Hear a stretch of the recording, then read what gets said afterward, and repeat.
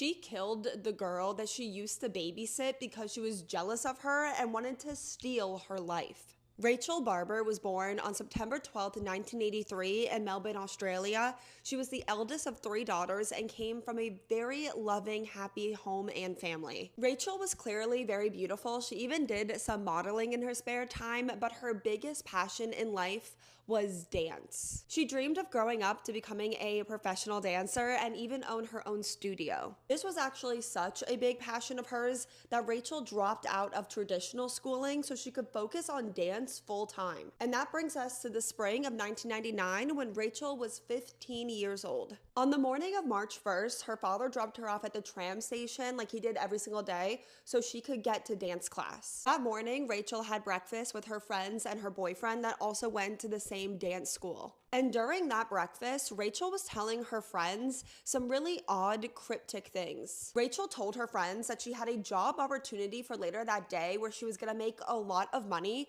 but she couldn't tell them anything else about the job. They obviously keep pushing Rachel for more answers, and she tells them that she can't tell them anything until tomorrow. Once the job is done, she can tell them about it, but she's gonna make a lot of money, and it has to do with an old female friend of hers. This is obviously really strange, but breakfast was over. It was time to get to school, so the group of teenagers, including Rachel, all went to their dance school. And then after class, instead of going to the tram station that took her to where her father picked her up every single day after class, Rachel took off walking 25 minutes in the opposite direction. Rachel told her friends that she was meeting her father at a different station that day for some reason, so they didn't think there was anything weird about it. But that was a lie. When Rachel's father went to go pick up his daughter, where he did every single day after her classes were done, his 15-year-old daughter Rachel was nowhere to be found. Her parents searched everywhere for her, but there were no signs of Rachel. They reached out to Rachel's boyfriend and her friends to see if they knew where she was, and they told her parents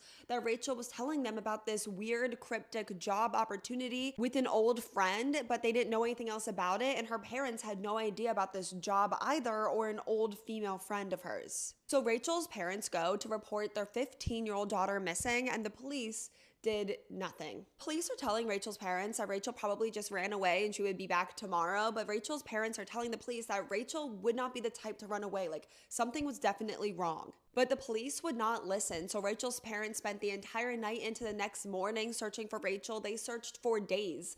Days passed, and the police still wouldn't do anything to help find this 15-year-old girl. Rachel's parents are going to the police station day after day. They're like, you said my daughter ran away and she'll be back tomorrow. 3 days have passed. Please help me find my daughter. She's missing. She's only 15 years old. But the police just kept insisting that Rachel ran away, even though they had literally no evidence to suggest that Rachel ran away. When the police found out that Rachel had a boyfriend, they just made up this theory that Rachel probably got pregnant and that's why she ran away. Even though, again, feel like a broken record, there was no evidence to suggest that Rachel was pregnant or that she ran away. At one point, the police actually tell Rachel's parents to just forget about her and go focus on their other 2 children. They actually told that to the parents of a missing child. Rachel's parents realize that the police are not going to help them, so they start investigating their daughter's disappearance by themselves. They knew that Rachel said that she was going to do some job with an old female friend, so they start putting together a list of literally every single girl that Rachel had ever interacted with in her entire life. Also covered the town in missing persons posters of Rachel, and then after a week, they finally got a tip. Witnesses saw Rachel the day that she disappeared with another girl at a tram station, and Rachel got off at a stop that she had never been to before. And Rachel and this girl that she was with appeared to be like chummy, like they were friends. So this directly lined up with Rachel's story that she was meeting an old friend. So the witness helps make a sketch of the girl that Rachel was seen with, and then her parents compare that sketch with the list of every girl Rachel has ever interacted with, and they got a match. This sketch looked just like someone that her family knew, someone that they trusted. Caroline Robertson. Caroline was 5 years older than Rachel, and she actually used to be Rachel's babysitter. So let's quickly talk a little bit about Caroline. Caroline used to babysit all 3 of the Barber daughters until about 1997, so about 2 years before Rachel vanished. So Rachel would have been about 13 years old and Caroline would have been 18. Caroline always seemed a little extra attached to Rachel, and there was definitely some jealousy there. Caroline always used to say that Rachel was the most beautiful girl in the world, and Caroline thought that Rachel was just perfect,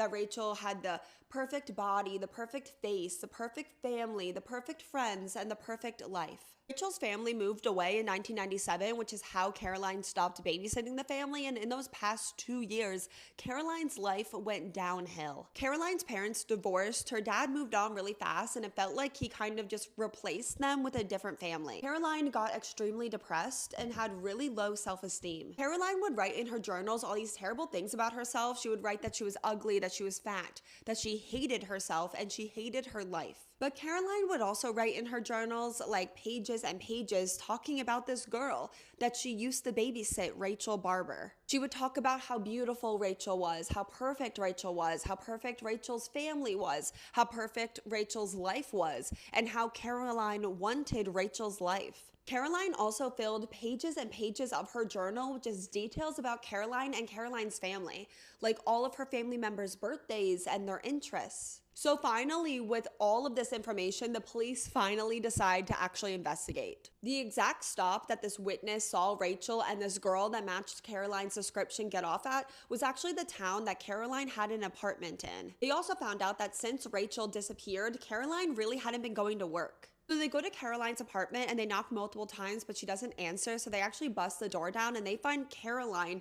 on the floor of her bedroom unresponsive. Caroline had epilepsy, so she had had a seizure and was rushed to the hospital. So while Caroline was at the hospital, the police did a search of her apartment, and man, did they find evidence. Turns out Caroline had recently gone shopping. She bought brown hair dye that was the exact same color as Rachel's hair. She also bought a bunch of clothes that were too small for her, but were Rachel's exact size. There was a bunch of legal paperwork lying around, and turns out months earlier, Caroline actually tried to have her name legally changed to Rachel Barber.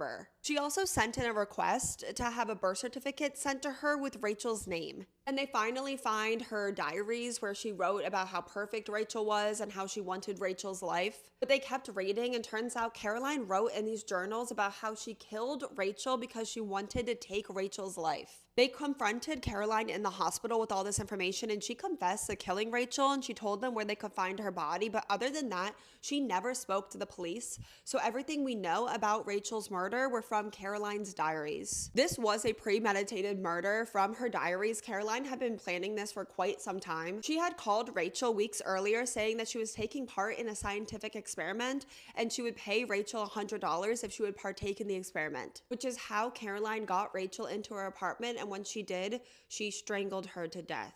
Rachel Barber was only 15 years old. She then kept Rachel's body in her closet for 2 days before wrapping her body in blankets and carpets and then putting her body inside of a big duffel bag. She then hired movers to come move a bunch of her stuff, including Rachel's body, to her father's farmhouse where she buried her body. And after Rachel's parents were worried sick about their daughter's disappearance, Caroline actually called them to tell them how sorry she was to hear that Rachel was missing, knowing full well that she was the one that killed her. And it was actually that phone call that Caroline made to Rachel's parents that reminded her parents to even put Caroline on the list of people that Rachel knew in the first place. Caroline really thought that if she killed Rachel, that she could just take over her entire life and that she would be happy. Caroline actually had appointments booked with a plastic surgeon because she was going to change her face to look just like Rachel's. Caroline refused to talk to the police. She went to trial, but she never said sorry. She never showed remorse. She didn't even show remorse in prison. She never even said why she did this to Rachel and Rachel's poor family. Caroline was sentenced to 20 years in prison, but this is going to make you so mad because after serving 14 years for the premeditated murder of a 15-year-old girl, Caroline Robertson was released on parole, meaning right this second, right now, this person is out free. This is just so absolutely frustrating. It literally makes my blood boil. This person had this little girl, trusted her. She used to babysit this girl. And then she has this girl come to her home where she kills her, tries to steal her entire life. She had planned her murder for who knows how long.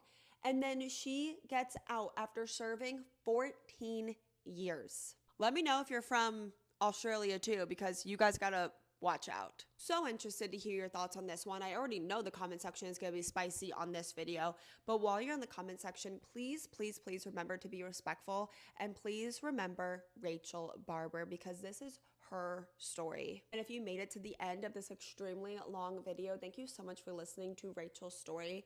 Let me know all your thoughts in the comments, and while you're there, please let me know what case you want to see me cover next. Thank you to everyone that suggested that we covered this case today, and I will see you guys all next time in my next video. Please be a good person to your fellow person.